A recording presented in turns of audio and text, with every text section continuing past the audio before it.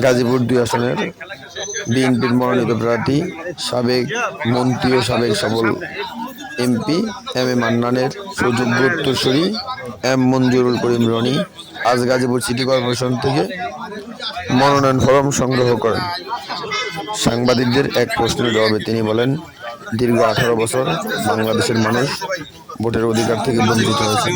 তাই আমরা চাই সকল মানুষ তাদের যোগ্য ব্যক্তিকে ভোট প্রদান করুক। সকল দলের, সকল মতের, সকল মানুষ তাদের পছন্দের ব্যক্তিকে এবার ভোট দেওয়ার সুযোগ পাবে। এটি মানুষের 18 বছরের আনন্দ। এই আনন্দ মানুষ উপভোগ করার জন্য আমার পক্ষ থেকে সর্বোচ্চ চেষ্টা করব। বহুল প্রতীক্ষিত যে নির্বাচন, কারণ 18 বছর মানুষ ভোট দিতে পারেনি, তো সেই অবাধ, সুষ্ঠু এবং নিরপেক্ষ নির্বাচন আমরা প্রত্যাশা করছি আগামী ফেব্রুয়ারি 12 তারিখে। তো আমি আমার মনোনয়নপত্র আজকে সংগ্রহ করলাম।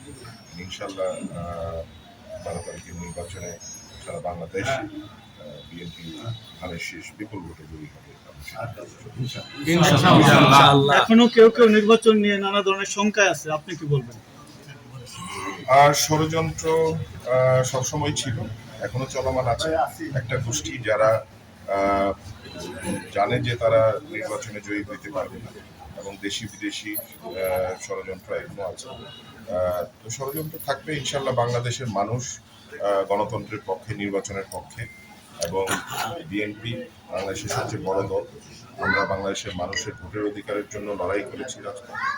তো আমরা জনগণের সাথে আছি এবং সকলকে মিলে আমরা সকলকে নিয়ে আমরা এই ষড়যন্ত্র মোকাবেলা করে ইনশাল্লাহ নির্বাচনে অংশগ্রহণ করব। আপনার পক্ষ থেকে আর কিছু বলার আছে কিনা? একজন প্রার্থী গত 2 সপ্তাহ আগে যে গুলিতে নিহত হলো, যে হাদি, তা আপনি একজন প্রার্থী হয়ে এই নিরাপত্তার ইস্যুটা কিভাবে দেখছেন? অত্যন্ত দুঃখজনক বর্তমান যে পরিস্থিতি, এবং শরীফ ওসমান হাদি নিহতের ঘটনার আমরা তীব্র নিন্দা জানিয়েছি। যে এরকম ভাবে নৃশংসভাবে একজন প্রার্থীকে গুলি করে হত্যা করা হয়েছে। তো আমরা বিএনপির পক্ষ থেকেও সেটার তীব্র নিন্দা জানিয়েছি এবং আমি এই জন্য একদিনের আমাদের কর্মসূচিও স্থগিত করেছি এবং মহান আল্লাহ তাআলা তাকে জান্নাতুল ফেরদৌস নসিব করুন। কিন্তু সকল প্রার্থীর জন্য নিরাপত্তা দেওয়া সরকারের দায়িত্ব এবং প্রার্থী সহ নির্বাচনী পরিস্থিতি বাংলাদেশে এটাকে যেন সুন্দর থাকে এবং মানুষ যেন এলাকায় নির্বাচনী প্রচার কার্যক্রম যেন ব্যাহত না হয়, সুন্দরভাবে প্রচার কার্যক্রম করতে পারে, সেজন্য সরকারকে ব্যবস্থা নিতে হবে।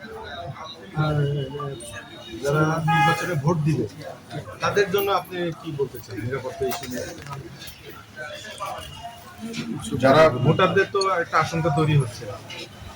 ইতিমধ্যে বাংলাদেশে একটা উৎসবমুখর পরিবেশ তৈরি হয়েছে নির্বাচনকে কেন্দ্র করে, এবং আমরা সেটাই প্রত্যাশা করি যে বাংলাদেশের মানুষ যেহেতু 18 বছর ভোট দিতে পারেনি, এবারে নির্বাচনটা উৎসবমুখর হোক, জনগণ সেটাকে ব্যাপকভাবে পার্টিসিপেট করুক, এবং সেই উচ্ছ্বাসটা আমরা জনগণের মাঝে লক্ষ্য করছিলাম।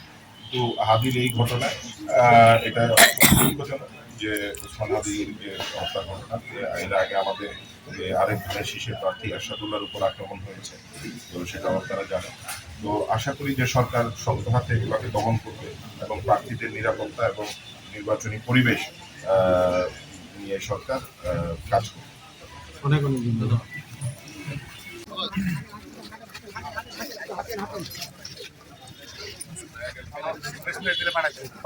আসসালামু আলাইকুম। আসসালামু আলাইকুম।